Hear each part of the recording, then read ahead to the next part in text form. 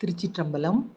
அருட்பெரும் ஜோதி அருட்பெரும் ஜோதி தனிப்பெருங் கருணை அருட்பெரும் ஜோதி. செய்த பாவத்திற்கான தண்டனையும் புண்ணியத்திற்கான நன்மையும் நம்மை ஒரு நாள் வந்து சேரும் என்பதை எப்போதும் நினைவில் கொள்ள வேண்டும். ஒருவரை புகழ்ந்து பேசுவதற்கும் கட்டுப்பாடு அவசியம். ஒரேடியாக புகழ்ந்தால் மனதில் அகங்காரம் உண்டாகிவிடும். பொழுதுபோக்கு என்ற பெயரில் நேரத்தை வீணாக்குவது கூடாது. பிறருக்கு சேவை செய்ய முன் வந்தால் அதுவே பயனுள்ள பொழுதுபோக்கு. எண்ணத்தால் நம்மை தூய்மைப்படுத்தவே வழிபாடு செய்கின்றோம். நாம் செய்யும் பூஜையால் கடவுளுக்கு ஏதும் ஆகப்போவதில்லை. மனதால் தான் எல்லா விதமான துன்பங்களும் உண்டாகின்றன. ஆசைப்படாதே என்று இந்த மனதை இழுத்து பிடித்து நிறுத்துவது அவ்வளவு சுலபம் அல்ல.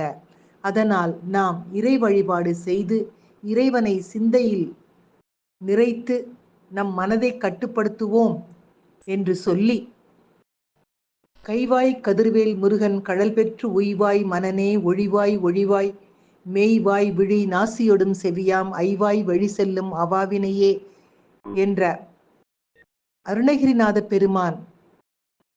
அருணகிரிநாத பெருமானின் பாடலையும் முன்வைத்து இதை இன்றைய சிந்தனையாக்கி மகிழ்வோடு காலை வணக்கம் சொல்வது அழகம்மை சுவாமிநாதன். Happy morning.